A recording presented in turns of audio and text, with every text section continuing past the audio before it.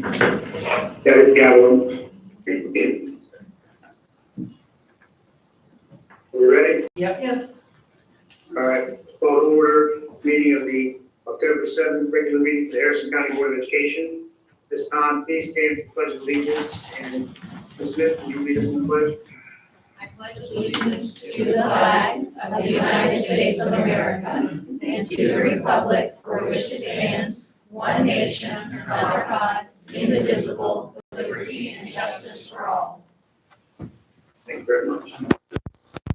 All right, starting out with our special, well, let me first off by saying thank you for everyone attending this evening. I know it's a little unconventional with me being here, so we'll bear with us. We run into technical difficulties. We will have Ms. Smith step in. So thank you. First on the agenda this evening is the West Virginia School Service Personnel Day Proclamation 2025. We read the proclamation, we signed the proclamation a couple of weeks ago and didn't get the opportunity to recognize our school service personnel. So, Superintendent Stumper, would you like to recognize the school service personnel this afternoon? Sure will. Thank you. I think we have Sherry Cockington and Bill. Bill? Yeah. You just want to come up? We've been through this before. Yes, we have. Sorry, we missed you last time, but we can do it. Sorry, we couldn't make Have it. you met Mr. Cosby? I met him in passing. All right, he's Bill over. I've met He's a couple over of times. facilities maintenance guy, so we'll make that introduction now. So this is a proclamation for our school service personnel. Are involved in nearly every aspect of education by maintaining buildings, grounds, preparing and serving meals, keeping school facilities clean and orderly, and assisting in the classroom, as well as providing administrative support functions, safe transportation, and many other specialized services. Whereas school service personnel are instrumental in West Virginia's responsibility to educate all students, and whereas these dedicated individuals serve the children of West Virginia in our public education system and have an important role of non-instructional service to the education system and instructional really with our ECAS. Whereas it is fitting we recognize the outstanding work these individuals do for the state, their communities, and the students enrolled in West Virginia schools. Now therefore be it resolved that the Harrison County Board of Education hereby proclaims, and it was September 18th, was Service Personnel Day 2025. So West Virginia School Service Personnel Day passed by Harrison County Board of Education, and we passed it on that 16th day of September in 2025. This is presented by President Mr. Frank DeWano, Vice President Mary Frances Smith, Mr. Hug member, Dr. Jenny Santilli member, and Dr. William T. Tucker, sorry, member and a superintendent. So we always appreciate our service, and I'm sure since you've been on the job, you've seen the work that they do. And I am actually in awe of what they do on a day-to-day basis. I hear a lot, see a lot, and it's a big responsibility. It takes a village to make it happen for the whole county, and you're an important part of that wheel.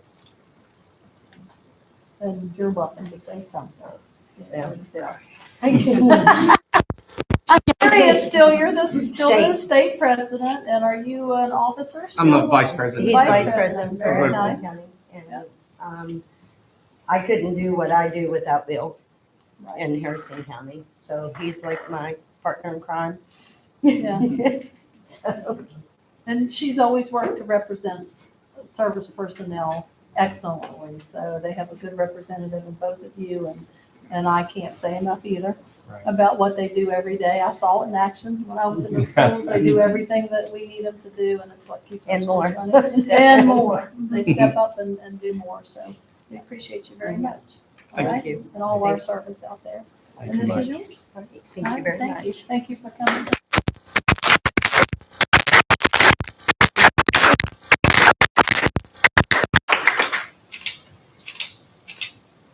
Should get Thank you, one good Bill. one Thank out you. of Yes, you do. I haven't seen you for a while. Yep. Yep, see you. All right, thank you. Our next presentation is Todd Rubenstein and Javon Comer, funding request for Simpson Elementary.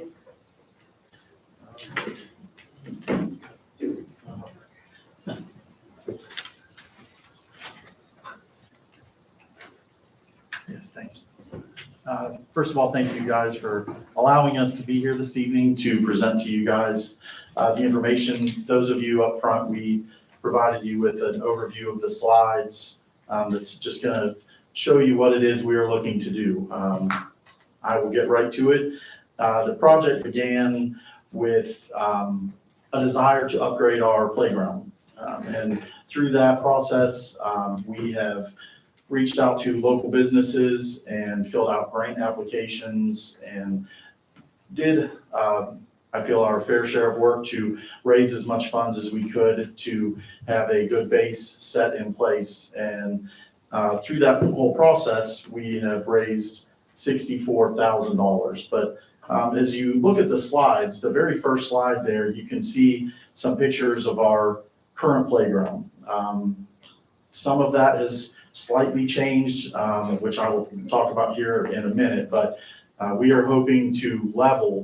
One of the main things that we are really wanting to do is level the ground of our playground. Right now, it slopes down to the side. There's some rolling areas in it, and our kids have fun. They definitely play hard, but it's one of those things that we would like to correct for them and have a more level surface that they would play on. But as you look at those pictures there, we have a retaining wall that kind of breaks off, and that is right outside of the administrative offices. And we have, anytime it rains like it is right now, we have a lot of runoff that comes off of playground. So if there's pea gravel on there, if there's wood chips on there, the rain washes a lot of that off. So not only will leveling help with that, but our desire is to have that wall finished across right there and have steps built up so that would help with that and the drainage issue. We've had water go all the way around to the front of our building and come in our front doors, and it all primarily is coming right off of that playground. So we're hoping to get all of that corrected. One of the first businesses that pledged money to our drive was BHE GT&S, and you can see there on the second slide some of their workers there. They not only pledged to us $6,000, but they also came and did a lot of volunteer work a couple weeks before students came to the building. So they just power washed a lot of the surfaces and got it all cleaned up, knowing that we weren't going to have any new equipment in place for this school year. They still wanted to help with what we have in place now. So they cleaned things up for us. They painted our swing set because the paint on it had faded and it didn't look the best. It was a pink and not a Bridgeport red. So we wanted to get that red color back. They also came and painted the hopscotch area. They painted the Foursquare area that the kids utilize. So did a lot of work to just clean up the playground area in itself. And then they took it upon themselves to really look into our drainage issue that I was just talking about. And they put a lot of extra hours in to help get that corrected. And I will say, since they've done that work, the drainage issue has been a lot better. Still have water coming off, but it's nowhere near as bad as what it had been. If you go over to the next slide, you can kind of see what we're hoping for. We worked with Davis Athletics and put together a design with them. And our main intention was to make it as inclusive as possible for all of our students. We of course have the new construction going on at Simpson, and as part of that process, our PreK playground that was in the back side of our building had to be taken out. There's a possibility it comes back, but we're not 100% sure of that. So in the planning process, we did our best to plan to have a PreK aspect inside of that big playground. Tried to make sure we would have things that would be appropriate for our smaller students and the younger ones. And then, of course, all the way up through 5th grade. So there's a variety of things there, but we tried to make sure to leave an area that could have even more equipment put in that would be primarily for pre-K kiddos. So trying to make sure that we accommodate them, especially if we're not going to have that pre-K playground be able to go in the back of the building again once construction is done. I'm going to turn it over to Mrs. Comer only because she did a lot of that paperwork and a lot of the application process, and she has those numbers up here very well. So I'm going to let her share with you some of that. Thank you very much for allowing us the opportunity to speak with you. This whole project last November, and Berkshire Hathaway was instrumental in helping us with looking at our site. I mean, you see the beginning pictures. Pictures don't do it justice until you're able to walk onto our playground, look at the level, look at the surfacing, to see that it's not really conducive for our children. We've been utilizing it. They love it. They play. They don't mind getting dirty. They don't mind, falling down the slope. But we want to make sure that we had age-appropriate equipment, and like Mr. Rubenstein said, inclusive.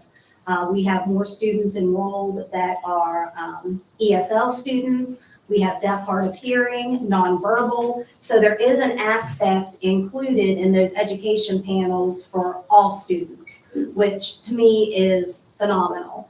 But we started with our primary and our intermediate team leaders to come together and talk about the needs. We can tell you from our level what the needs are, but they wanted it to be uniform and that this was a true school project.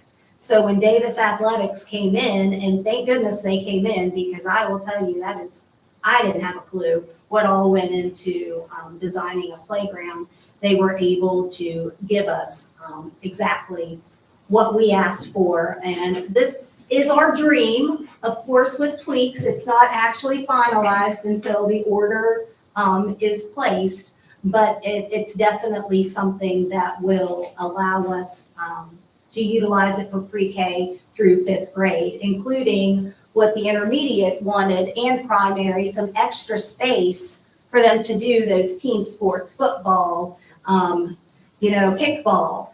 They were running between equipment, and that wasn't safe either, so we wanted to give them a little bit more space to utilize that. Mrs. Lundley, would you like to add anything?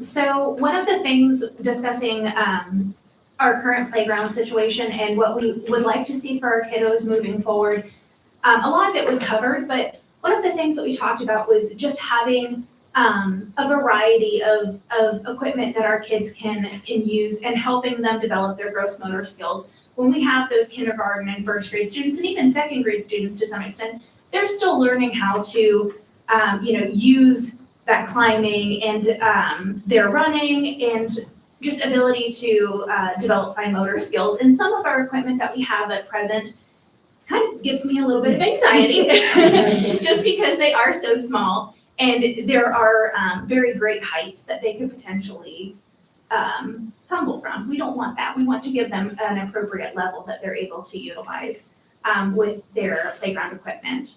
Another thing that we notice on our playground pretty often, if you see back on that first page, there is a lot of variation in the levels.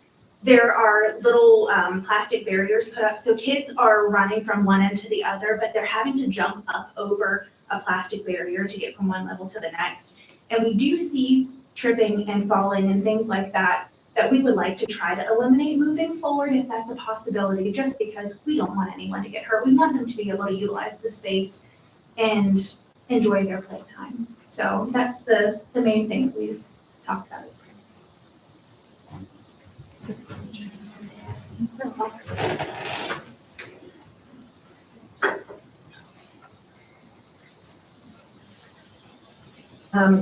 As intermediate teachers, our kids are, like she said, involved in those team sports. And that center area that you see there, they play soccer, they pass a football, they play kickball, all kinds of things, and they're running back and forth, and there's pea gravel there. And so that is what we have as the ground cover. And that pea gravel causes a huge safety issue where they slide and they roll on it. And in addition to that, there are actually rocks sticking up out of the ground that we have to cover with cones because we're scared that someone's going to fall, hit their head, bust their knee open. I believe all of that is because of that ground not being level. And that pea gravel washes away and and the dirt washes away and it exposes these, if you would come out and look, actual rocks sticking out from the ground. So there are safety issues with the way the current playground is, that really are a concern to the teachers and administration Yes. as, you know, as the kids are out there utilizing that. I don't know if anyone- that, we have, another thing that we have asked for, as the teachers have, as a privacy fence for at least the front, you know, part along Worthington Drive. We have people walking down the street. Sometimes kids go up to them, they have dogs, or we have had people from across the street actually video recording with their phones, that we have had to at times, you know, keep an eye on. We would like to, and that's a safety issue for us too. Kids going up to strangers or strangers stopping and talking to the kids, and we're going over to them, you know. We feel that that's a huge concern for the safety of our students. So that's, you know, we want them to have an appropriate play area. We want them to have somewhere where they're going to have fun and not get injured, not be hurt. But we also, you know, we want it to be a safe space for them. So, thank you. All right, last slide, the money. BHE was our first donor, as Mr. Rubenstein mentioned, but with that $6,000, as you'll notice, there was a plethora of in-kind support. They did everything prior to school starting, and even mentioned that once we're ready to start the project, they will come and dispose of all of the old equipment, because that is an enormous cost as well, that we found out about. Wouldn't have thought that initially, just removing the equipment would be such an exorbitant cost, but they agreed to help us out. EQT gave us $5,000, Hope Gas, $25,000, and they also agreed to come and help us install the playground. As long as you have a certified playground specialist on site, their volunteers, their workers will come and put together our playground, which is another cost savings for us, because they said they could probably do it within 2 days, have that together for us. Antero, we just learned about, maybe two and a half weeks ago. They contributed $25,000 as well, and they want to do a check presentation. Hope Gas is going to, here on October 27th, come and do that and kind of bring some more exposure to our project. And last but certainly not least, the ones that got us started with everything is our PTA. We have the most fabulous PTA around. So just starting to talk about the project, they had already earmarked $3,000. So you won't see that in the budget right now. All of the other money has been sent, deposited, but the $3,000 is earmarked for when we're ready to go ahead and start our project. So again, we're here to help. Our kids deserve it. They need a safe and engaging playground. So anything that you guys can do to help us out, we would greatly, greatly appreciate it. Thank you. Are you asking for a match? Is that what I'm gathering? Yes, sir. Yes, sir. Okay. Typically, what we do is ask the superintendent to place this on our upcoming next agenda. And then that way, she will put it in front of us, you know, we'll make a decision on that going forward. I have just a couple of questions. Gary, you have 64,000 pledged, and you're asking the board and the county to match that with 64,000. And I was on it. 67. No, it's 64. It's Right now, there's 61 accounted for, and then the Yes. extra 3, yes. Yep. Yes. Yes, yep. Okay, so I was on a great math student. That comes to 128,000. Correct. Where is the other 15,000 coming from to complete the project? That is the in-kind support, the installation, the removal of the equipment. Oh, okay. Yes. Okay. It doesn't show, it looks like. Yes. Okay. So, and second thing is, I may be wrong, but I thought anything over $25,000, somebody would have to be put out to bid. And you've already gone to Davis Athletics. Would it not have to be put out for bid? Davis Athletics is a co-op, and we have used them on, not So that automatically makes, even though other companies sell playground equipment, we do not have to. You don't have to go bid because it's already been bid.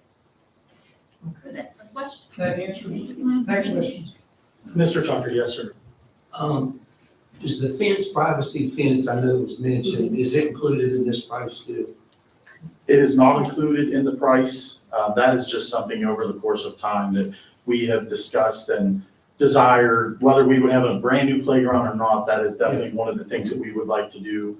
And as Mrs. Clayton mentioned, along Worthington Drive, and then we utilize the church parking lot. So even on that top side, which is where the Joy parking lot is, that we utilize, those would be the two sides of the playground that ideally we would love to have the security fence on. The remaining sides are close to the building and are kind of sheltered off, but those two sides would be the sides that we would like. And Mr. Cossack had came by about a month ago now, I believe, give or take, and we were able to walk out onto the playground, and he was able to see kind of what we were discussing and what we would like to have with a secure privacy fence, excuse me. He's gonna get you a fence in? Well, I don't know that he's gonna get us a fence, but he was just able to see kind of what layout we were hoping to achieve. And then we kind of went back and forth on the whole fence too, because we weren't sure the legalities, the security, safety, what we were allowed and permitted to do. So we've been in conversation with Mr. Snyder, of course, Mr. Cossack as well. So they'd still be private where we need it, but anybody that's an emergency responder would still have access to see into the playground as they're coming up if something was going on there where they would need to respond. Regardless, you're going to need a fence. Yes. Yes. Well, the So it's a fence that matter we of currently what type of have, Fence and, yeah, Yes. you'll still need a Yes. fence. I have another question in regard to, you want the leveling done and everything. Is that also included in the price? That is not. That is something that we, in a brief conversation with Mr. Cossack, just asking about if the maintenance department in the county would be able to assist with that portion of leveling the ground and getting that part. And then, with our construction that we have going on at Simpson, there's been discussions about the wall components that make the entrance road to the back construction zone. We don't know if any of that could be used to help with taking the wall across. I'm not a construction guy, but there's some things out there that we have thought could possibly be an option, but we're not sure. But if the maintenance department would be able to help us with leveling the ground up, that would be very, very helpful. and we did factor the surface in there, like instead of pea gravel, we couldn't afford to put in the pour and play. I mean, that would have been the cost of the total project. So we went with wood fiber for the playground, which is what all the city parks have as well. So really, I'm not against kids having a playground, but I would think before we could ever vote on it and, come to an agreement, that we'd have to know what the actual total cost is going to be.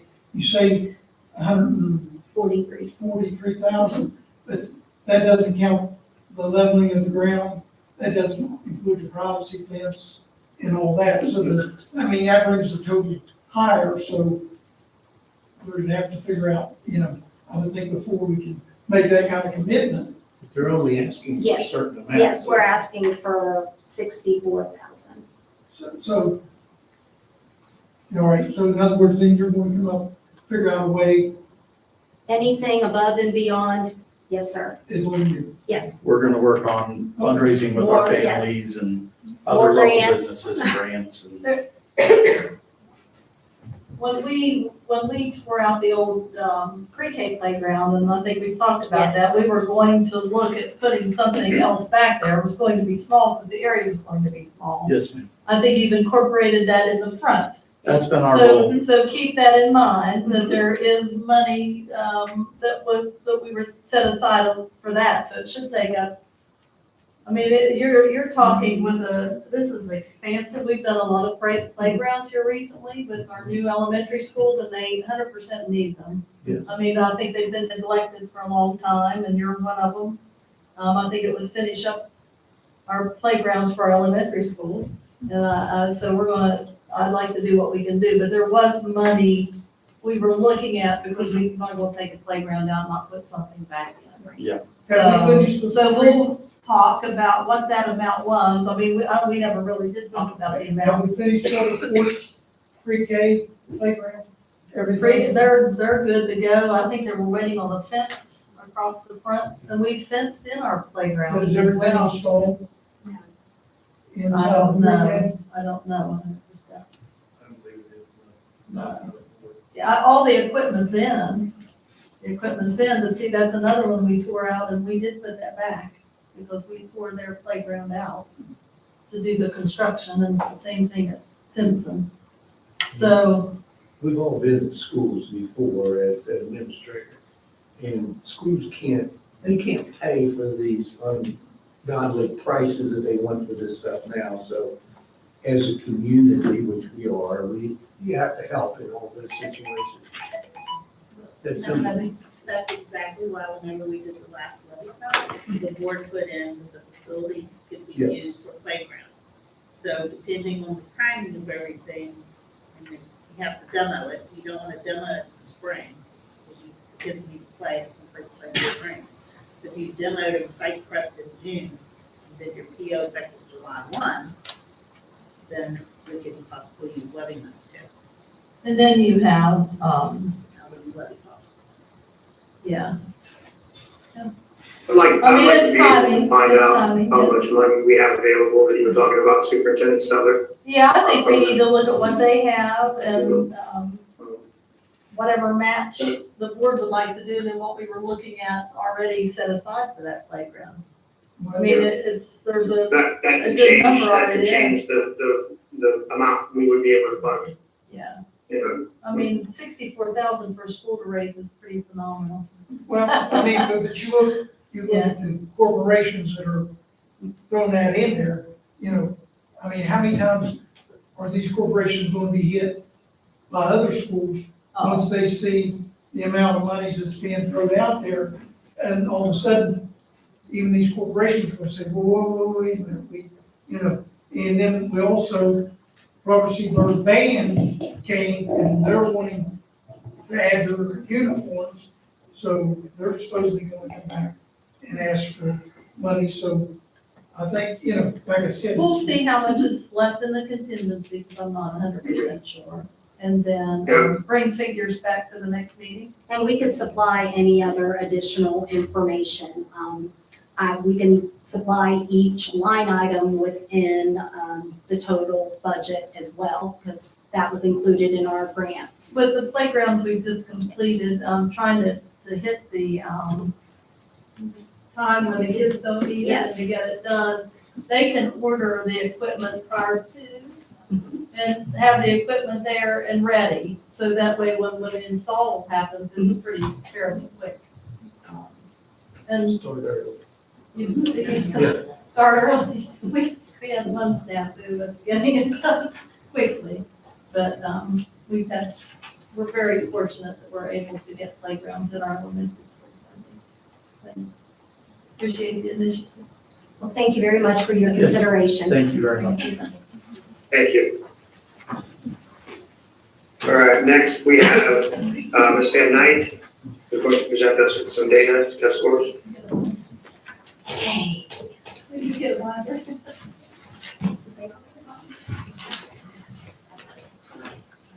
Well, this is a little bit smaller They can than do that. what we usually do. Pass it to Frank, please. We're just down to read that.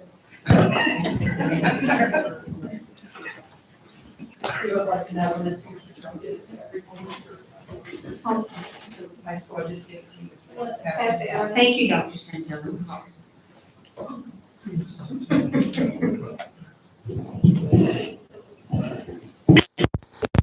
your notebooks this evening, you'll see the very first thing, you have two summaries, one for middle school data and the other one for the high school data. That's the page that we had in each one of the notebooks that we presented to the middle school and high school principals at the beginning of the year with various pieces of data in there for them to review and go over with their staff and to determine some instructional strategies that they might want to be using. We couldn't include everything in here, so I just gave you this list to show you all of the things that each one of those schools received. Tonight, I would like to talk to you a little bit about overall how our county test scores look versus individual schools. And we're going to start with our middle school. And if you'll turn to that tab, the first thing you'll see, this is countywide longitudinal data. And we're going to talk first about the mathematics. And the longitudinal data is the same, that follows the same group of students over the past 3 years of their state testing. So we can actually see where they have shown growth and where there may have been some dips. So we're going to start with the math and then we'll go to the ELA. In math, there are some encouraging signs of growth, especially in those average scale scores that you can see. And let's talk about the 8th grade math cohort first. Now you have to remember, these are current 9th graders, and their testing was for the 6th, 7th, and most recently the 8th grade. So their average scale score in those 8th graders rose from 487 to 550. So that was an increase of 63 points, which is a very strong indicator of academic growth over those 3 years with that same group of students. The percentage of students that were exceeding standards rose from 12% to 19%, showing that more of our students are achieving now at a more advanced level. There are about 40% of students that continue to fall before that's below standard. This figure has remained relatively stable over the 3-year period, suggesting that there's a solid baseline there for us to start from and to build on. There was a jump in performance for this group of 8th graders in their 7th grade year, and that increase showed the increase was in the students that were meeting and exceeding standards, but then there became a dip in the 8th grade. You may ask, why is there a dip in the 8th grade? That's something that we're still digging into to try to determine that. There's a lot of factors. A lot of times students, when they're in the 8th grade, they get fatigued easily. They become disengaged very quickly, and they are pretty much at the top of the line in the middle schools, so they really don't see that they really have to do very well on these tests.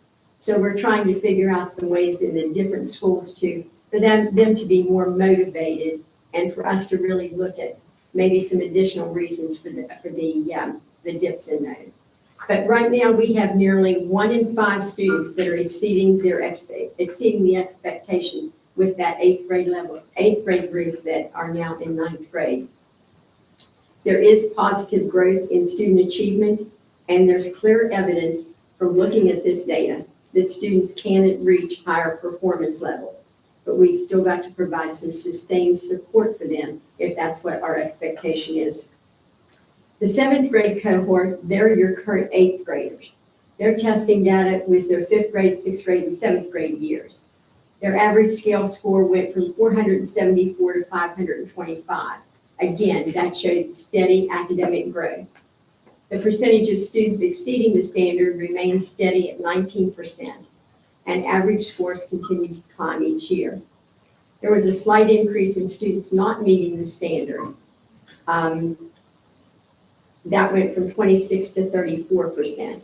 This highlights the need to reinforce those early math foundations, particularly as they start those middle school years. The steady score increases for the 7th grade show that the interventions that are being used in that 7th grade group are moving the needle, but we still need to add some more targeted interventions at those levels and support for those that are on the edge of proficiency so that we can get more of those students pulled up into that proficient range. Looking at the 6th grade cohort, these are the current 7th graders. Their testing data comes from 4th, 5th, and 6th grades. They had the largest early growth, from 450 in the 4th grade to 494 in the 6th grade, and that's by 44 points. The students not meeting standards increased to 35%, while those exceeding the standards decreased to 17%. So there was a drop there from elementary school into the middle school.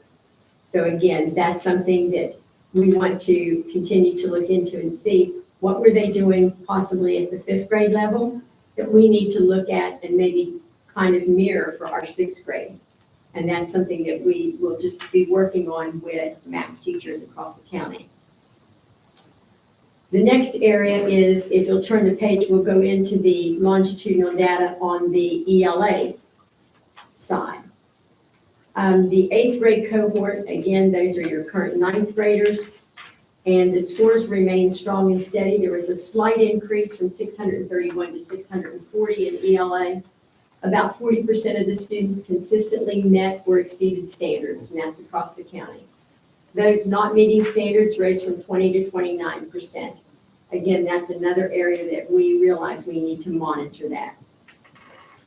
This cohort's consistency is a strong foundation for them as they're entering high school. But even though there's a strong proficiency there, and we realize that, we still have to work to make sure that we continue to focus on moving them forward. The 7th grade English Language Arts cohort, they stand out as really what I call a bright spot. Their scores went from 617 to 639 with consistent year-to-year growth. The students exceeding standards remained stable at 19%, even as the overall performance improved. Students not meeting standards dropped from 24% to just 20%, which is what we want to see.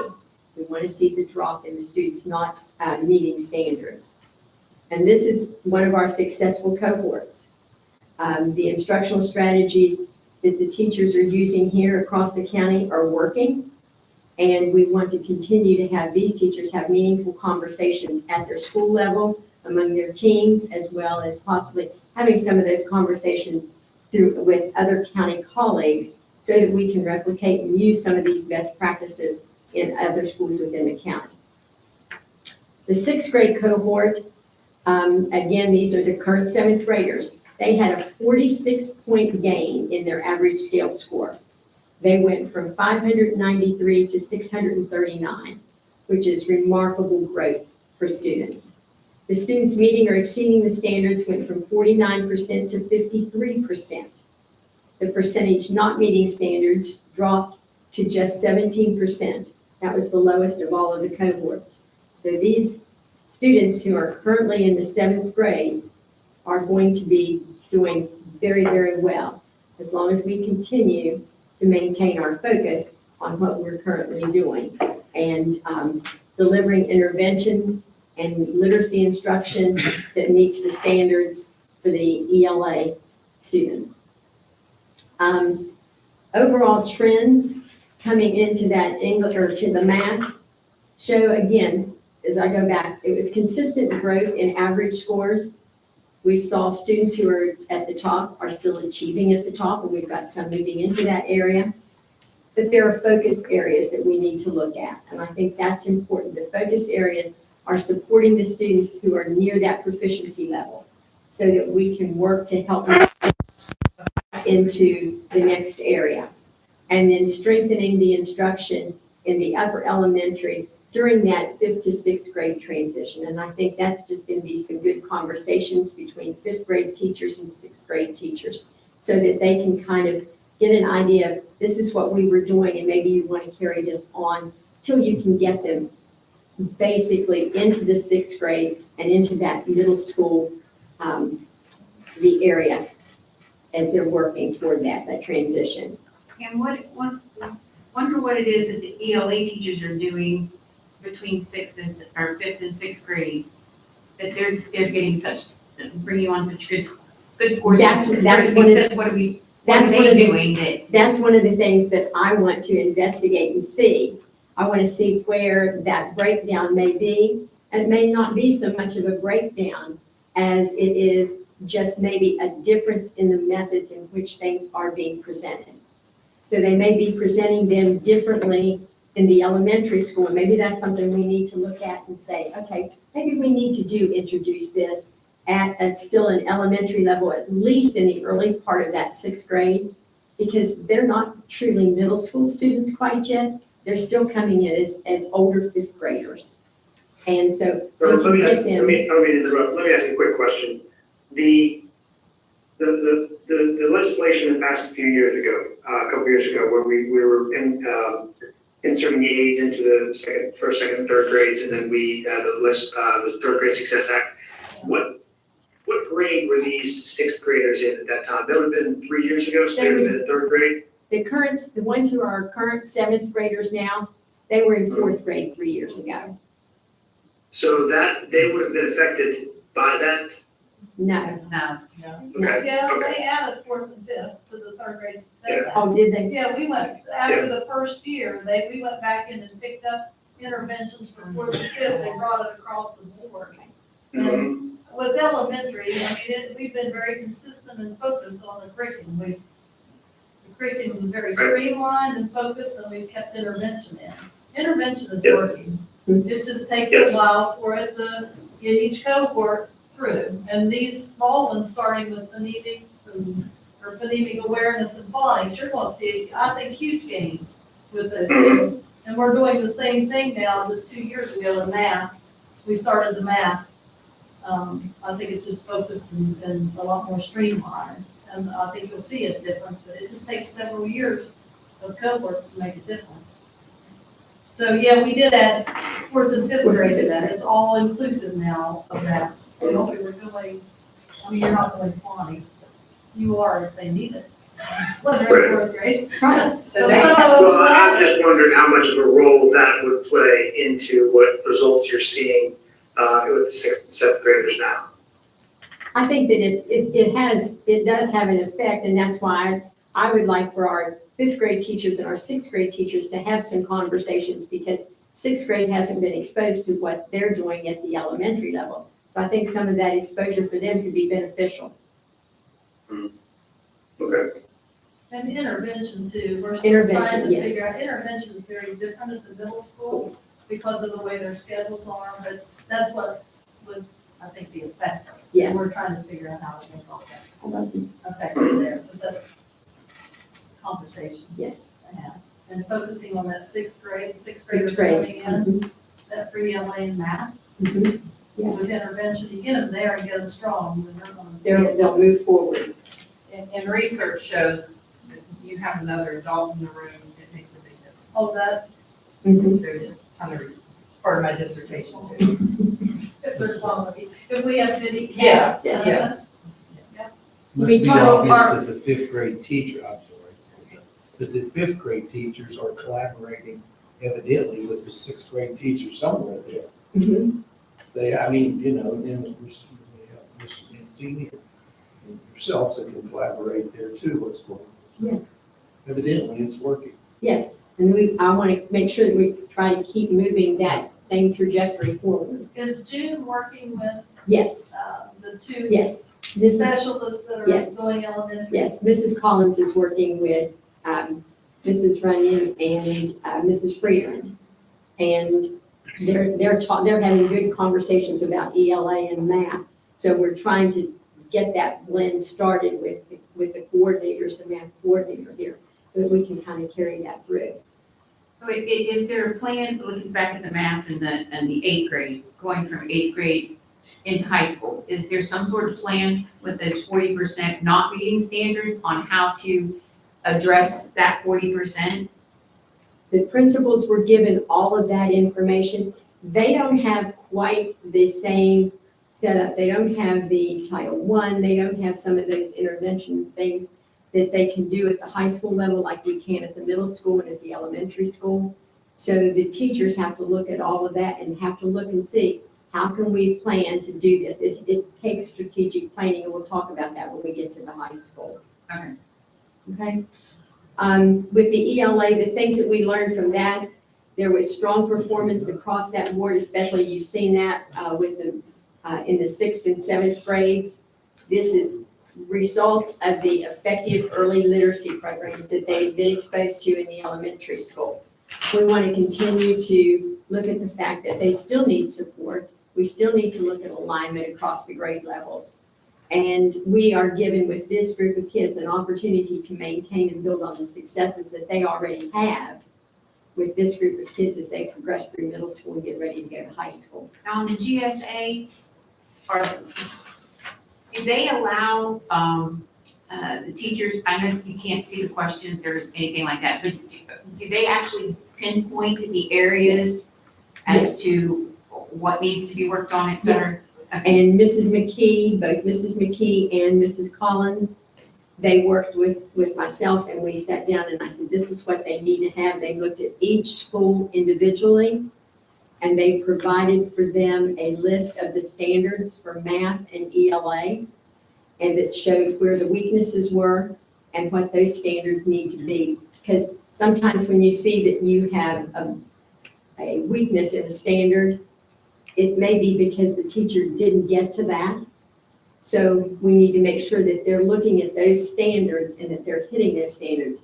Students can't be expected to perform optimally if they haven't been exposed to something. Well, and I remember pre-COVID, they used to do curriculum mapping where everyone followed the same thing, made sure they got through all the standards and are we doing anything like that? Mrs. Collins is working on trying to get some of that started. Some of the teachers want to do that, some of them don't want to do that. But she has put that out there and gave that to them, said this way you know that everybody should be pretty well at the same place and that we're covering everything. So we're working toward getting that introduced back. It just takes a little bit of time sometimes to get people back on board with something. So looking at the middle school from the data, I just kind of pulled together some next steps that I think we need to be looking at, and that is continuing that targeted support on those students who are below standard in both math and ELA. And that can come from a variety of ways, whether it's Title I, it's interventionist, it is any type of a tutoring program that the middle schools may have, and they all do something a little differently. We need to do some professional development on math and particularly on reading comprehension, and that's something that we're looking to be trying to plan to do as often as we possibly can with our math teachers in particular.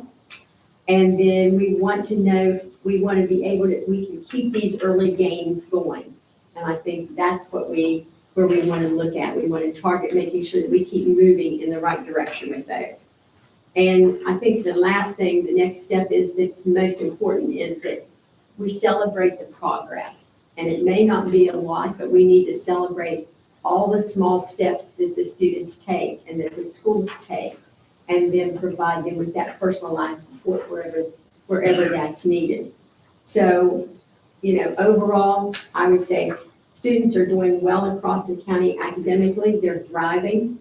Our teachers and our support staff are helping to make this impact meaningful. And we're seeing the results of the intentional work of teachers.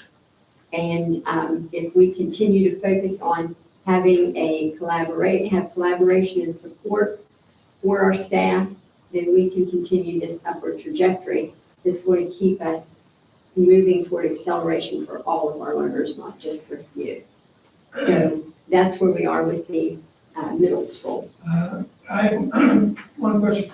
How are we comparing Harrison County with the other counties? Where are we falling at in the state? I mean, That I don't have that information for you as to where we are actually within the state. I know that we are right within where we should be with the state. In some areas, we're a little higher, maybe we're a little lower in some areas, but overall, we're doing very well. I don't have that information. Yeah, the balance scores are, we can get a copy. Yeah, we can get a That copy of shows that all for you. And what the state scores were, we were right there. We were right where we should Some be. higher, and some, like, Some- by 2% Yes. here or there. Yes. We were right in the mix. And I'm sorry, Mrs. Knight, I noticed the answer to my question is actually included in the notebook. Well, we discussed. I so didn't, we I discussed. didn't get a chance to review my notebook ahead of time. There's all kinds of things in there. Okay, if you'll turn over now to the high school tab, you'll see the things that we're going to look at for high school. And of course, high school is a little different. We have the PSAT 9, the PSAT 10, and then all of that builds up to the school day SAT. And I'd like to start first with looking at the all schools with the school day SAT, the 2-year comparison. And as you can see, there was some growth over 2 years, and this is broken down for you by school, okay? In looking at the evidence-based reading and writing, the Bridgeport High School more than doubled the number of students meeting the ERW benchmarks, jumping from 78 in 2024 to 134 in 2025. Lincoln High School rose from 6 students meeting ERW benchmarking in 2024 to 51 students in 2025. When you look at that, that's like a 740% increase. So that's a lot of growth. South Harrison High School also increased their ERW proficiency from 4 to 47 students. And then Robert C. Byrd showed exceptional growth as well, from 10 to 93 students that met that ERW benchmark.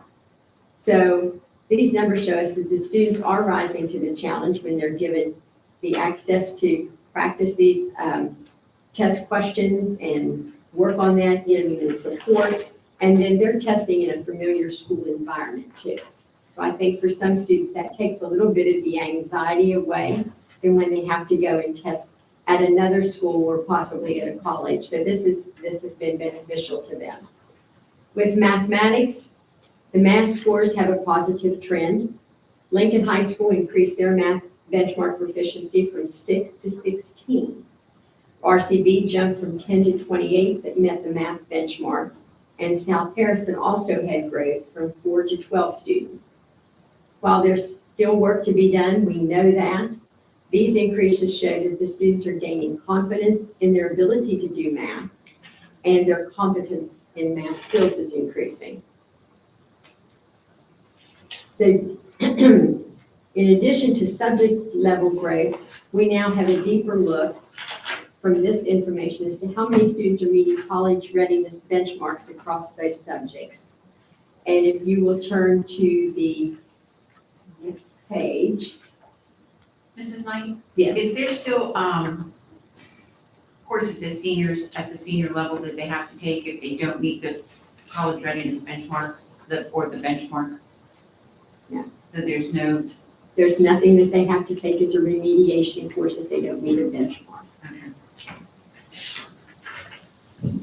So on this next chart, this shows you how many students met both, either benchmark or neither of the benchmarks for each one of the schools. Bridgeport High School stands out with 46% of the students meeting both of their benchmarks. And that's a strong indicator of their academic preparedness across the board.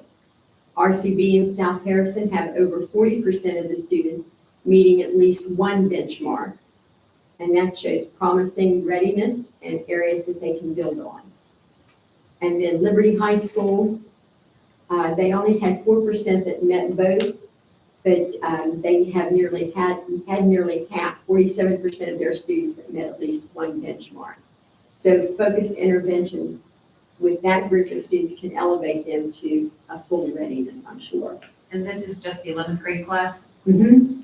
Yes. So when looking at this data, and again, we can't get test questions. They don't give test questions. You used to be able to go in and see the test, and it would tell you, okay, you got this many correct.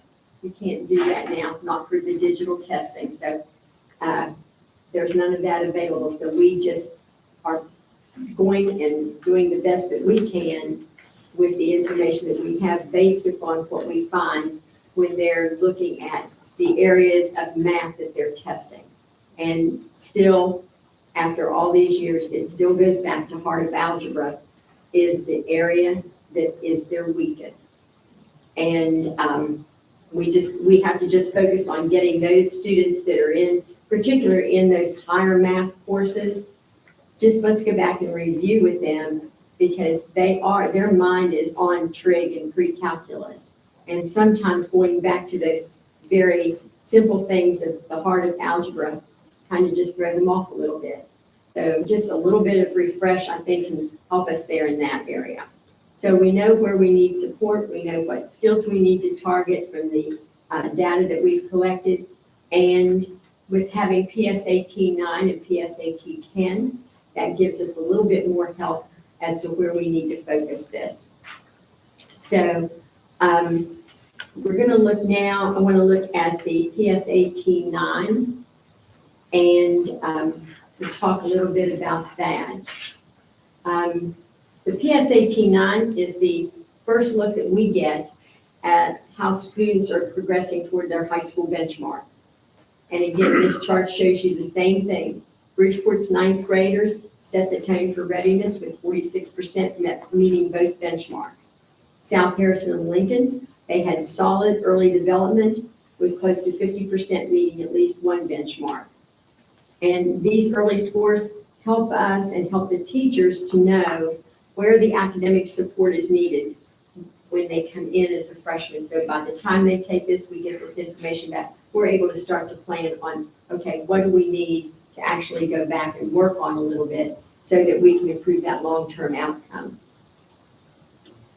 PSAT 10, as a sophomore, I look at that kind of as a midpoint check.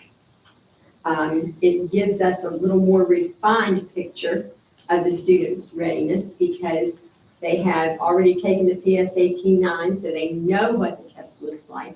Now they're going to get a little bit more into this, and so you can see Bridgeport continued strong. Nearly 80% of the students met at least one benchmark on the PSAT 10. Liberty High School had 50% of the students meeting at least one benchmark.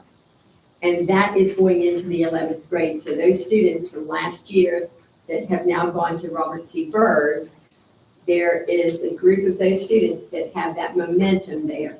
So they can very easily make those gains that they need to make. So having this information and the data that you will be able to go through and see, you're going to see that the principals were given a lot of information to go back and share with their teachers so that they can actually start to tailor instruction and interventions before these students get to take this SAT during their junior year.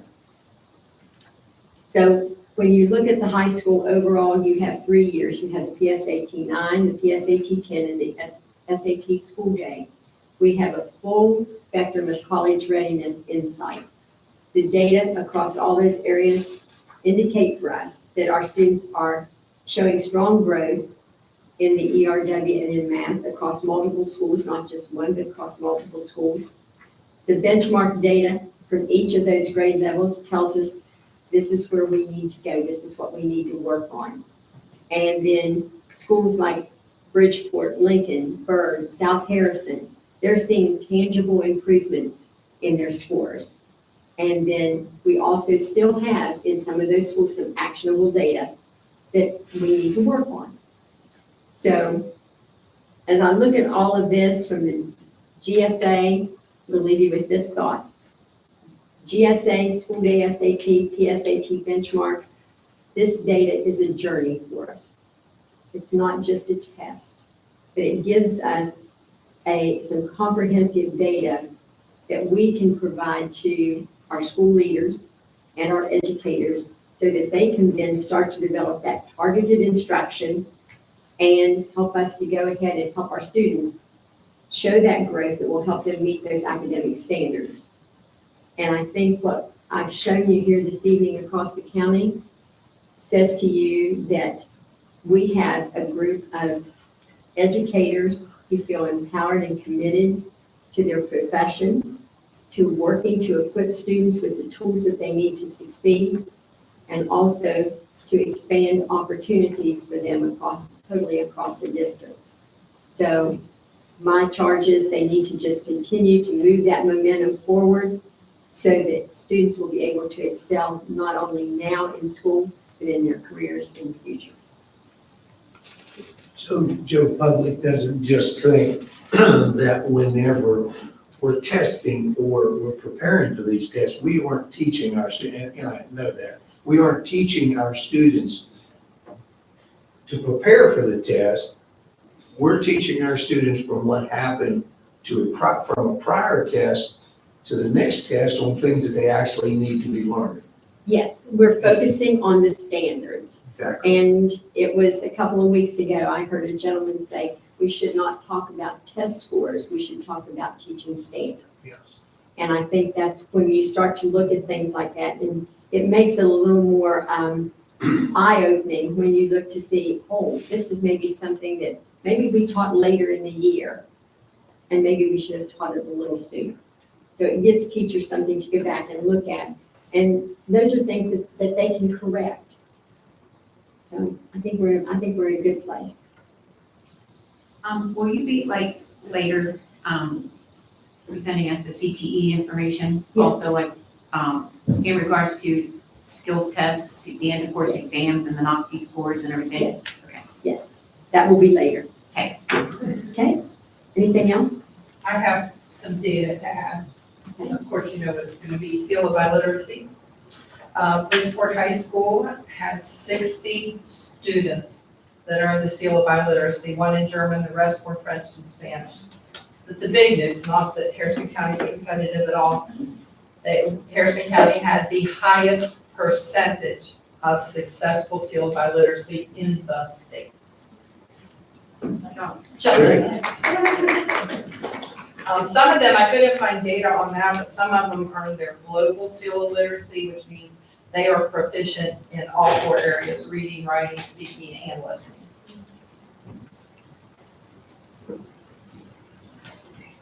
Are there any other questions for Ms. Knight? No? All right. Thank you very much. This brings us down to delegations. We have 2 delegations this evening. We'll read out some statements before the delegations begin, just to keep everyone understanding of what we're doing.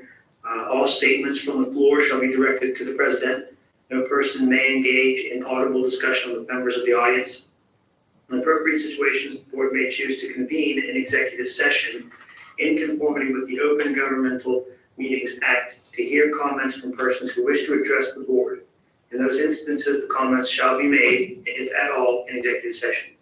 Speakers before the Harrison County Board of Education are asked to express themselves in a civil manner at all time with due respect to the dignity and privacy of others who may be affected by the content of your comments. This is a public notice that all meetings of this school board are audio taped, and most regular meetings are videotaped to be televised later.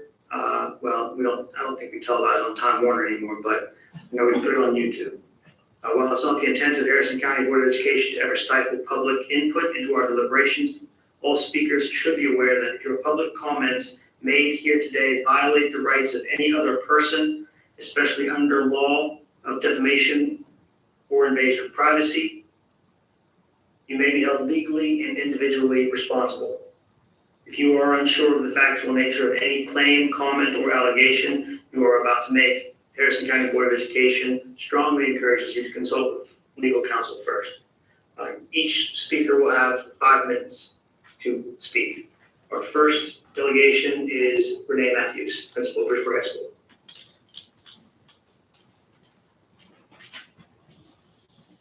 Good evening. I'm Renee Matthews, and I have the privilege of serving as the principal of Bridgeport High School. I am honored to speak with you tonight in recognition of National Principals Month, a time to celebrate the tireless work of school leaders across our district, from elementary to middle to high school. I'm usually not the person that speaks about Remembrance Days or anything like that. I can never remember them. But I felt internally called to speak today. All employees are crucial to our system, and they all deserve to be honored, just as you all did this evening with service personnel. Each level of schooling presents its own unique challenges. Elementary principals nurture the foundational years, guiding young learners and supporting families as they take their first steps into education. Middle school principals navigate the critical transition years, balancing academic rigor with emotional development.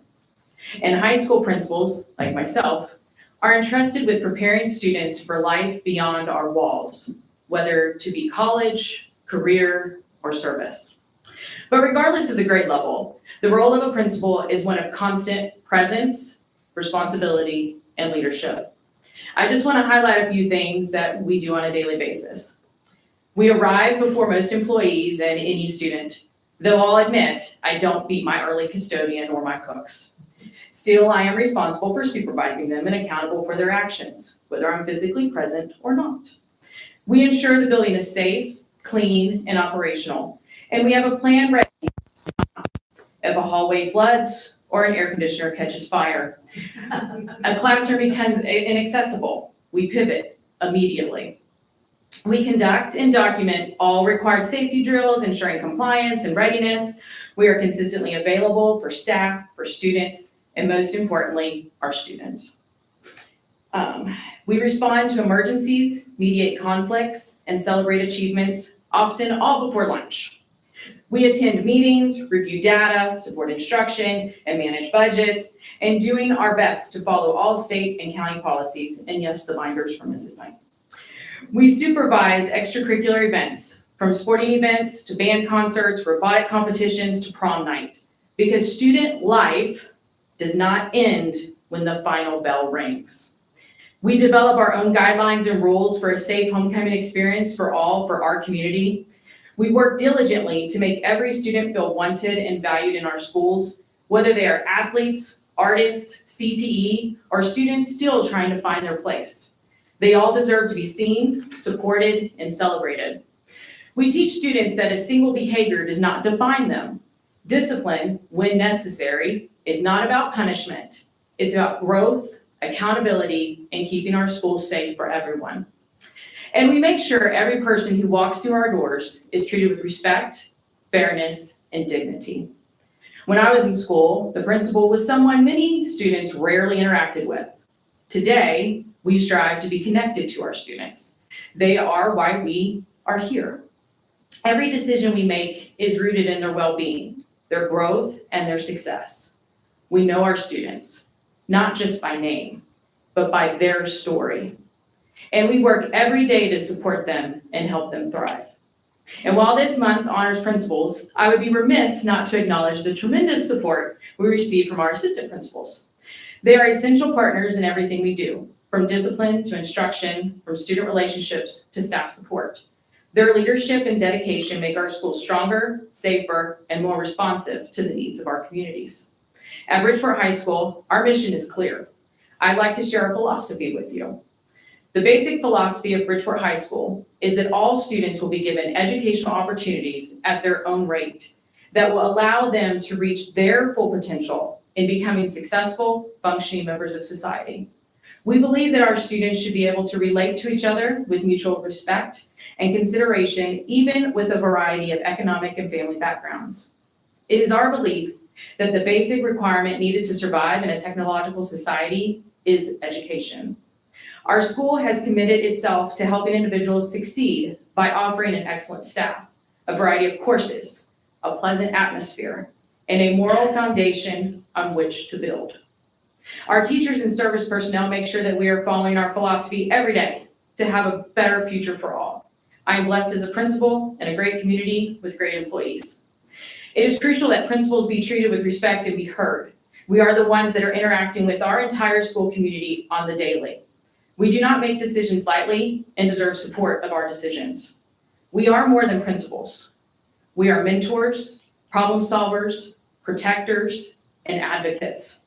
We are the heartbeat of our schools. When that heartbeat slows and we lose our inner fight, not only do the students in our building lose, but our community does as well. Thank you. Thank you. Our next delegation is Valerie Nichols.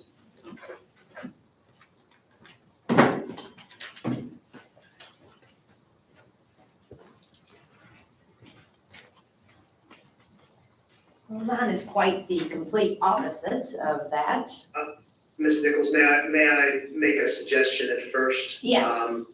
Be careful mentioning any names, if you would. Okay, I'll do my best. So I'm not quite sure how. If you would like to call, if it would be okay with the rest of the board, I know what your situation is and I know what your delegation is about. If the rest of the board is not objected to anything, I would like to possibly call an executive session, meeting with you in regard to a personnel matter. Okay. If anyone could possibly read the executive session motion for me. I move pursuant to 69A-4 of the West Virginia Code that the board go into executive session to discuss personnel matters which, if discussed in public, might affect adversely the reputation of any person. Thank you. I made that motion. Is there a second? Second. Is there any discussion? Well. All those in favor say aye. Wait a minute, discussion. Oh, sorry. I mean, Discussion. You're asking to go into executive session, which is fine, but is that what she wants to do?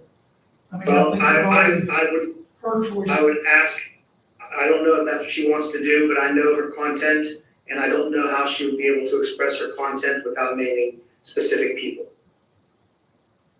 And I'm asking to protect the board from liability in regard to that discussion. She makes it sound. Because he can't allow her to say names out loud unless it's an executive session. So she agrees that's what we'll do. If she agrees, yes. You have to explain to me. I pray this is my last board meeting I ever have to attend. So you tell me what an executive session is, because I don't An know. executive session is a private meeting with the Board of Education that is not videotaped, where no decisions are made, where you would be allowed to express your concern in regard to a personnel matter in front of the board in private. Could I still go through what, because that's what I'm here for, to address the board, Yes. you know what I mean? And to tell, I know a couple of them probably already do know bits and pieces like you do. But I also have stuff that I would want to suggest be implemented as well. I'm okay with you mentioning, your speaking, as long as you keep the names out of it, or any identifiable information. And that would be a good public, if you wanted to keep that in public, that's what I would recommend. Yeah, well, it's all about, you know what I mean? Mhm. And, you know, That's why I suggested that, so. Since he's on computer, we'll have to. I would ask to clear the boardroom so that I could stay in here for the time being temporarily. but we have From to, detail. I apologize. we have a question on, Few moments. call for Oh, question. sorry, we have a motion on the table, and it's been seconded. And any further discussion? All those in favor say aye. Aye. Any opposed? Opposed? All right, motion carries 4-1. We can go into executive session. Just give us a few moments, please. Thank you. He's had enough.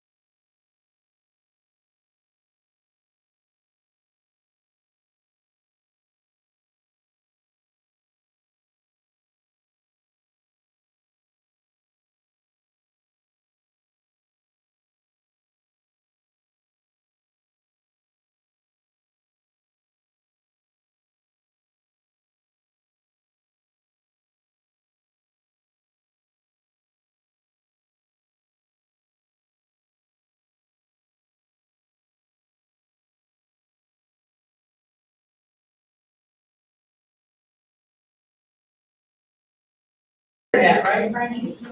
Yeah, my internet slowed down a little bit. I thought I started at 7:15. That's all right. All right, this brings us, is there a motion to return to executive session? I'm so moved. Is there a second? Is there any discussion? All those in favor say aye. Aye. Aye. Any opposed? Motion carries. We're back in regular session. All right, delegations are concluded. This brings us down to superintendent's update. Sure, I have a few things, and, for National Principals Month, I guess we're celebrating tomorrow with the principals meeting. We have principals in tomorrow at 8:00, so, we'll make sure we recognize them for National Principals Month and appreciate, the comments about that, because they do work hard. I did it myself for a long time, so. That's where I disagree to a point. All the principals, anybody that's in here who's a principal, did the same things that they're doing now. And I don't ever remember, us being recognized as going above and beyond. And that was wrong, it should have been. That's right, maybe it should At be. least it's corrected now. But you know what? That wasn't the point. The point was, we knew we had a job, we knew what our job was to do. And if you expect a pat on the back every time you do your job, your back's going to get sore. I mean, the bottom line is, that's their job. That's what they signed on for. To go to ball games, to go to concerts, to take care of their school, and take care of their staff and everything. So it hasn't changed. Plus, you still have to think, how many administrators, there was maybe one administrator, and then sometime there might have been a second administrator, and now our schools have 2, 3, some of them have 4, and there's enough to go around for all of them. Tomorrow we have principals meeting, and we'll have them in for the morning, probably this rest of the morning. And when you weren't principal, there weren't the attacks in general on public education and teachers and administrators and staff either. Well, I feel like Let's not stay on track, Yeah, we're guys. gonna stay on I don't track. mean Well, I to, mean, I'm not stifling anything, but let's stay on track. no, you're not off track. It was brought up about principals meeting, so I think if we want to talk about it, we should talk about it. Right, but that's not part of the update, that's not part of the superintendent's update, it's not part of our agenda. So she mentioned that we were having, the superintendent was having a superintendent's meeting with the principals tomorrow. So when it comes down to her update, let's stay focused on her update, please. Yeah, I had that in my original update, they'd be in tomorrow, just to let you know. Also, we received a nice letter, thank you letter from Jim Griffin, for the donation that was given to the Black Heritage Festival. So you have a copy of that, and you also have a copy of the county accreditation that I had told you about in an email. The appraisals are being done for our facilities. Hopefully we'll have those results back. I'm hoping by the next board meeting, the restricted appraisal, so we can get that done. We did have a request to visit WI, to tour WI, and we did send somebody up, and we did not have somebody come. So they were there about 40 minutes. Jason and Jim Kirby went up. That was on Monday. So if they want to get back in, they're welcome. I mean, they did ask. We tried to make that arrangement. We are still working diligently to get our RCB projects out to bid, and I believe they should be out sometime in October. They're finally, this was a lot of specs, so they're finalizing those specs. We'll get those out to bid. Hopefully those will be open, we're hoping in November, and then after that, we'll start those projects at Bird, which is going to be another large project for us. So, do you have anything else to add for facilities? We've got a little project, punch list still lingering at Mountaineer Elementary School. I was just up there to see you before I came over here. The final punch list actually just came out yesterday from our architect, so it's going through the contractor. So hopefully we'll get those things taken care of very, very shortly. As far as Simpson, that's moving right along. They've got some areas on the roof, so now we're about to look inside, what's not like related things. They put some waterproofing out, masons put back in some more electrical chairs and some stuff inside. But due to the rain and some other unforeseen conditions,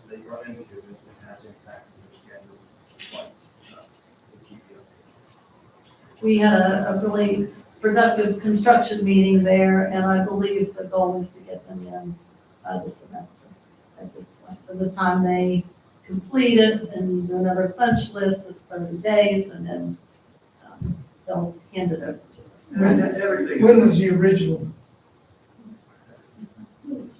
When in October or something? That actually was supposed to be the shorter project of the two. Another Fort got finished first.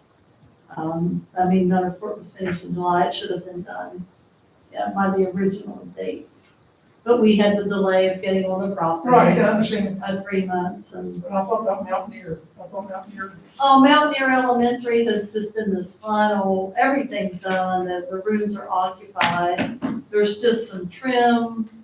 You can talk more about that. There's trim down the hallway. Air balancing, there's, some tile work that still has to be done, where they had to remove the old ceramic tile, and we can't find enough, but we didn't find enough, so we get that taken care of. But it's all pretty small stuff. Are the bathrooms completed? Yes. Oh, yeah, all Good. that stuff. Well, that was the one. And really, we're really holding the contractors accountable.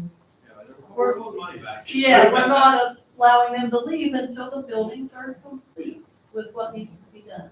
So we're really trying to And be everything, better at that. for Simpson, everything is very, very well documented for the delays that we've had. I mean, it's real stuff, it's real tangible stuff. It's pretty much out of everybody's control as far as what we found. And I know Lombardi's working hard to catch up with that schedule, it's just how much can you actually catch up? Well, we had the footer issues too. That set them back by 2 weeks. Remember, they found stuff in the ground. Yeah. So that was another And thing. found some footers. And they are doing, we told them at the meeting, they're doing an excellent job there. I mean, they keep their area clean, and they're going to work with us, I think, on that back retaining wall. They're going to look at that to see how we can use that to hopefully get them more space back there, which will need a fence. Just saying, it's going to need a fence, because it is a drop off in the back. Put a trampoline down. A trail, oh my gosh, yeah. So anyway, it's just expensive thing. Playgrounds have just gotten. You should have your monthly financial reports. They're all attached to your superintendent's update there for you to review. The certified list for personnel is due to the state by the end of the day tomorrow. That's certifying all of our personnel. For the county, we do have the second month collection for student enrollment. I'll have those final numbers. They always give us time to correct errors and get that straightened up. So I'll have that number for you at the next month, and that will be what will be funded on. So we'll see what that number is. And I believe this Friday we have a UTC meeting. Yeah, it got delayed due to the president, so we won't have a meeting till Friday. We'll get something on the next board meeting, whatever comes out. So that's all I have for my update this evening. All right, thank you very much. Yeah. Okay. Consent items. Is there a motion to accept consent items as presented? So moved. Second. Is there a second? Second. All right, it's been moved and seconded. Any discussion? All those in favor say aye. Aye. Any opposed? Motion carries. New business, out-of-state travel study requests. Is there a motion to approve the out-of-state travel study requests as presented? So moved. Second. It's been moved and seconded. Is there any discussion? No discussion. All those in favor say aye. Aye. Aye. Any opposed? Motion carries. Memorandum of Understanding between the Harrison County Sheriff Department and the Harrison County Board of Education. This is for our PROs that the Sheriff and the Board of Education and the Sheriff's Department work together with. Is there a motion to approve the Memorandum of Understanding? So moved. Second. Is there a second? Second. Is there any discussion? All those in favor say aye. Aye. Aye. Aye. Any opposed? Motion carries. We have an at-risk MOU in front of you. Is there a motion to approve the at-risk MOU for the Ag USC, which is United Summit Center, as an at-risk provider for the 2025-2026 school year. I so move. Second. Is there any discussion?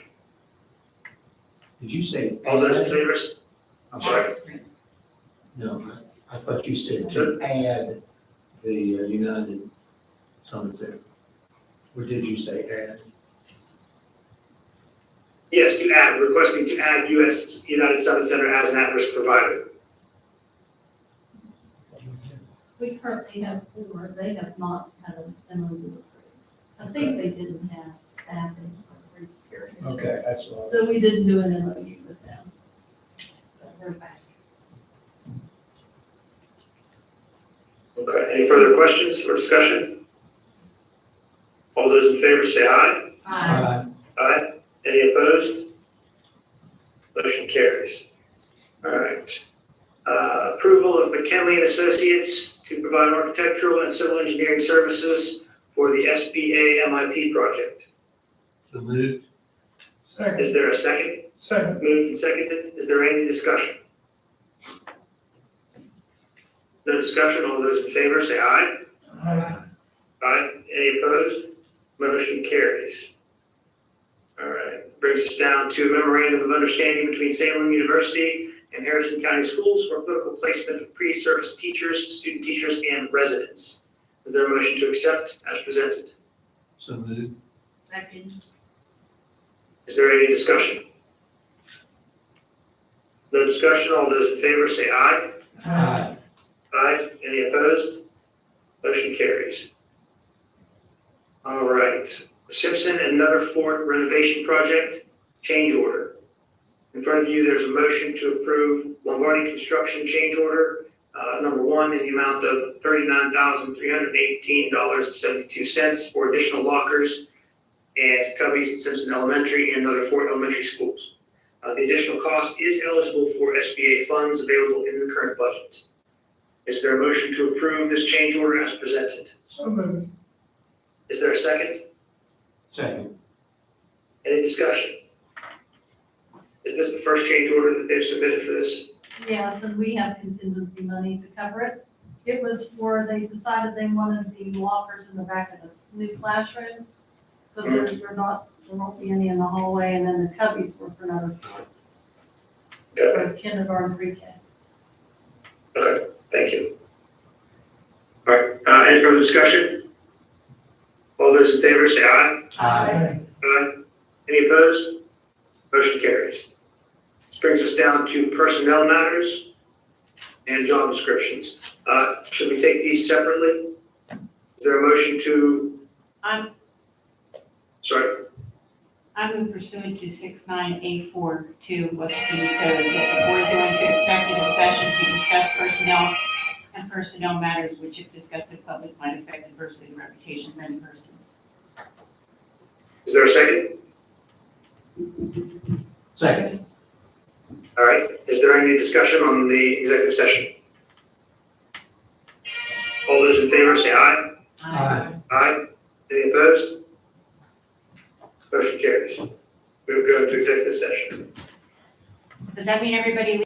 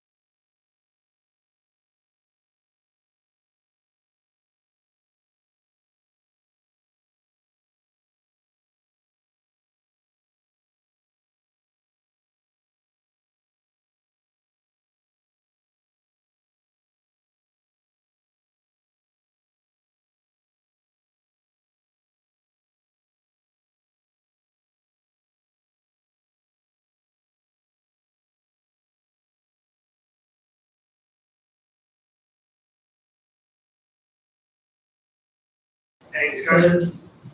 All those in favor say aye. Aye. Any opposed? Motion carries.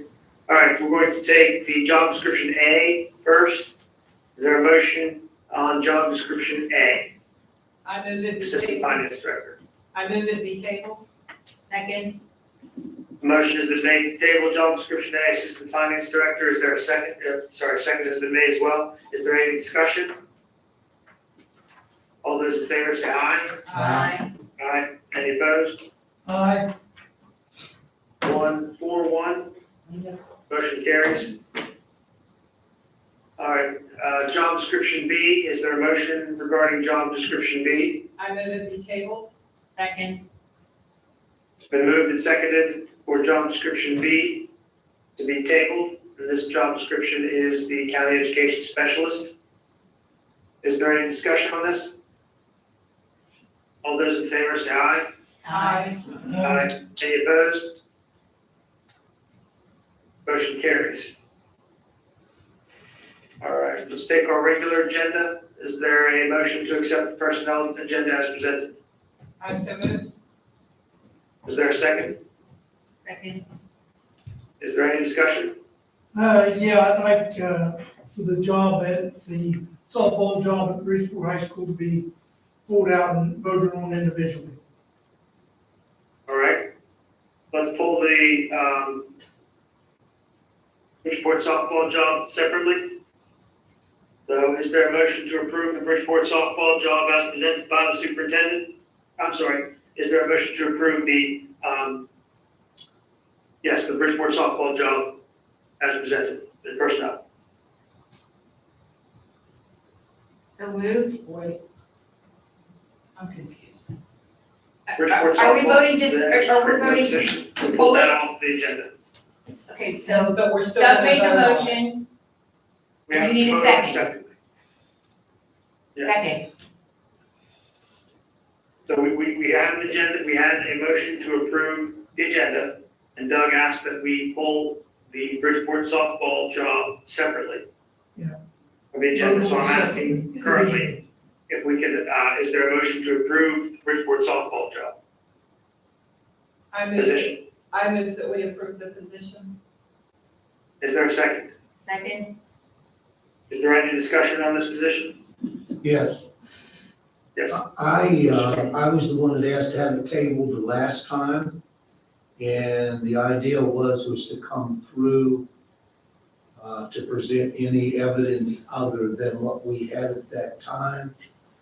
And I see nothing against the recommendation of our superintendent that has been sent to us to not vote at this time.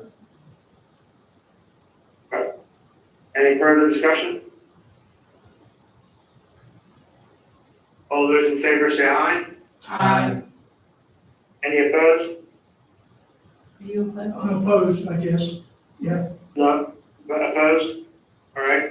Motion carries 4-1.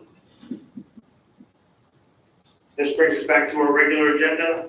Motion has been on the floor to approve the regular agenda. Is there a second? Oh, we have a second, sorry. Is there any discussion on the regular agenda? No discussion. All those in favor say aye. Aye. Aye. Any opposed? Motion carries. Brings us down to suspension of employee. In front of you, we have suspension of employee Jennifer Nicholson. Is there a motion to accept the superintendent's recommendation of suspension? So moved. Is there a second? Second. Any discussion? All those in favor say aye. Aye. Aye. Any opposed? Motion carries. Brings us down to board member comments. Mr. Tucker. Yes, appreciate the opportunity that we can, as a board, discuss different items, have different opinions, and everybody's okay with that. And if not, it would be miserable sitting on the board whenever everybody opposed of what you had to say or what you voted on. And I appreciate that from you board members. Thank you, Mr. Tucker. Mr. Hope? Two things. The softball job in Bridgeport, I asked for it to be voted on individually.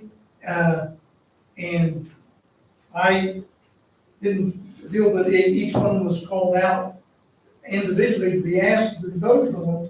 You know, when it would have gotten to me, I would have abstained rather than voting opposed. And secondly. Oh, I'm sorry, you wanted to vote for Yeah, all individual? I wanted you to ask each individual member how they would vote. And, you know, it would have been, when it got to me, I would have just I abstained. misunderstood. I wouldn't have. I apologize, I misunderstood. That's okay, I that's thought all right. you wanted to separate it from the agenda individually. So I didn't realize you wanted a roll call. My apologies for that. that's, maybe I didn't make myself clear, very clear. You know, but, I would have abstained. So I just asked that that correction be made in the minutes.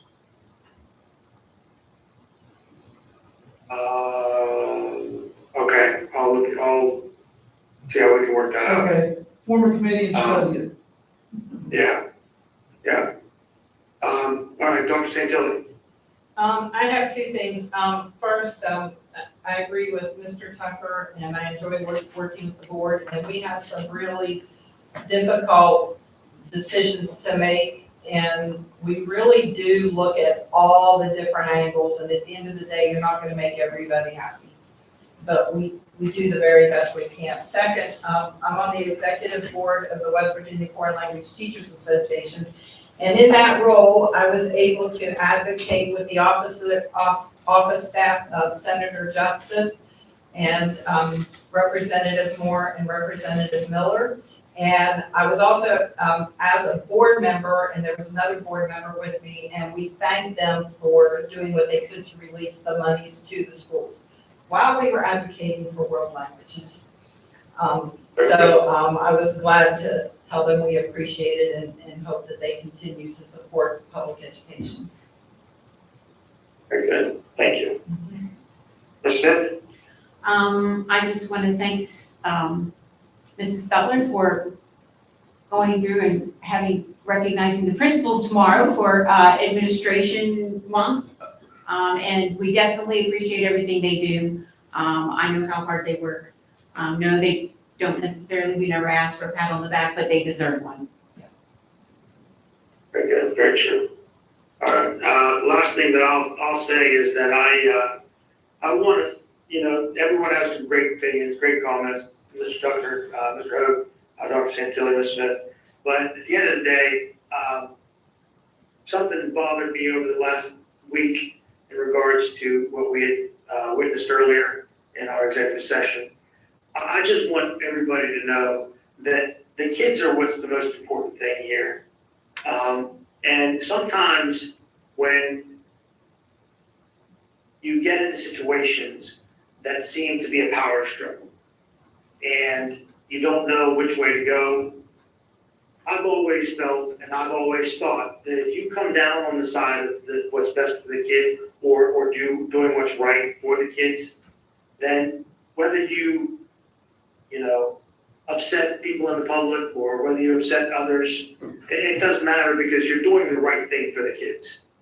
So I just want that to be noted and that to be said that, kids are different. Every one of them is different. Everyone has, every kid has different thoughts and there's different things that go on with kids every day.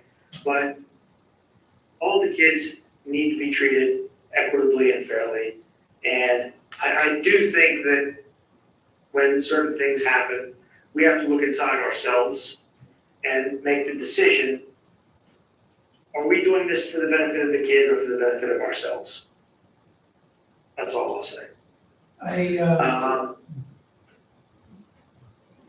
Mr. Hope? Before you adjourn, one thing is I think we need to thank Mrs. Knight and Ms. Mancini for putting all the stats together in the folder and with the information we have. I mean, it's not easy, And I think you did a great job with our binders and the materials that you presented to us. I wanted that to be noted. And also that, our Mrs. Sutler's secretary celebrated her 21st birthday yesterday. And I think that we need to recognize her for her birthday. Started school early. Very good. Thank you. Happy birthday. Where's the She's cake? not Did you bring 21, cake? she lied. I didn't bring any cake. No, She he did brought not. it yesterday. She did not bring any. Mr. Boyle, Yes, sir. I meant to mention this, you know, I know that each one of us, and most people out don't realize it, but when we get an agenda, we spend hours, really do, spend hours going over and trying to research, so we can make those decisions that we believe we need to be making, and the reason that we need to be making. Now, I know we don't spend the amount of time that Tammy does, but getting things together for that meeting, it has to do with personnel as an example. But anyway, we do. Yes, that's correct. Each of us up here have spent quite a bit of time researching and doing what we need to do to understand what's presented on the agenda. Thank you, Mr. Steiger. All right, any final comments? Move for adjournment. Is there a second? The motion has been made to adjourn. Is there a second? Second. Any discussion? All those in favor say aye. Aye. Any opposed? Aye. Motion carried. Oh, you're opposed to adjournment? Yes, he is, evidently. aye. Mr. Yeah, Hogan's staying longer. I'm ready for adjournment. All right, sounds good. All those,